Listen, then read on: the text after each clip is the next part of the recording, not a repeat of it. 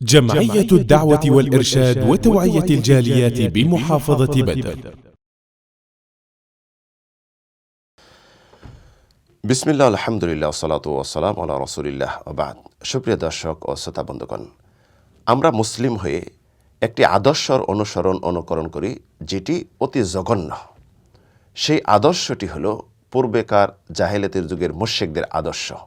তা হলো বোনদেরকে বায়েরা ওয়ারিশ থেকে, মিরাস থেকে বঞ্চিত করে থাকে। আংশিক দেওয়া অথবা না দেওয়া, বা ওয়ারিশ নিলে তাদের সাথে সম্পর্ক না রাখা। অথচ ওয়ারিশের ফতোয়া প্রিয় নবী সাল্লাল্লাহু আলাইহি সাল্লাম দেননি, তিনিও বন্টন করেননি।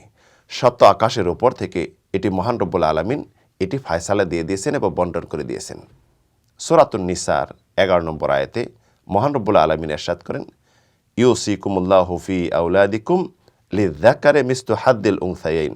অর্থাৎ মহান রব্বুল আলামিন তোমাদেরকে নির্দেশ দিচ্ছেন, একজন পুত্র দুই কন্যা সন্তানের সমান পাবে।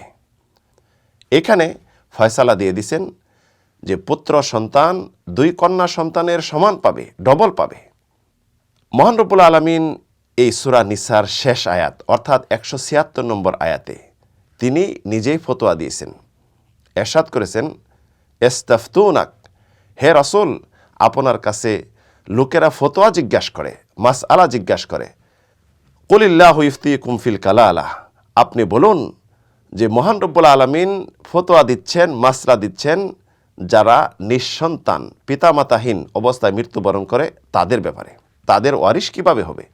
এই আয়াতের শেষ অংশে বলেন, লিযাকারি মিসলু হাদ্দিল উনসায়াইন, অর্থাৎ যদি ওই মৃত ব্যক্তি ভাই বোন রেখে যায় তাহলে তারা বোন ভাইয়ের অর্ধেক পাবে, অর্থাৎ ভাই পাবে দুই বোনের সমপরিমাণ। উল্লিখিত আয়াতে মহান রব্বুল আলামিন নিজেই ফতোয়া দিয়েছেন। কোরআনে কারিমে কোথাও এমন নেই যে মহান রব্বুল আলামিন নিজেই ফতোয়া দিয়েছেন। বিভিন্ন মাসআলা সম্পর্কে আল্লাহ রব্বুল আলামিন প্রিয় হাবিব সাল্লাল্লাহু আলাইহি সাল্লামকে আদেশ করেছেন, হে নবী আপনি বলুন, এটি বলে দেন।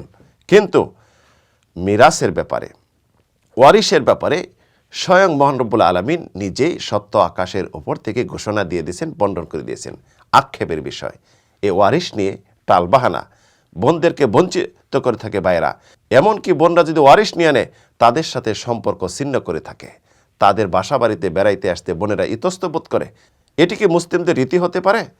এই সমস্ত কাজ করা হলো ওয়ারিশ থেকে বঞ্চিত করা, ওয়ারিশ নিয়ে টালবাহানা করা, এটি হারাম, আল্লাহ রাব্বুল আলামিনের আদেশ বিরোধী, শরীয়ত বিরোধী। এমনকি এটি হলো আত্মীয় সম্পর্ক ছিন্ন করার সমতুল্য। আত্মীয় সম্পর্ক ছিন্ন করা সত্য আকাশের উপর দিকে লানত আসছে।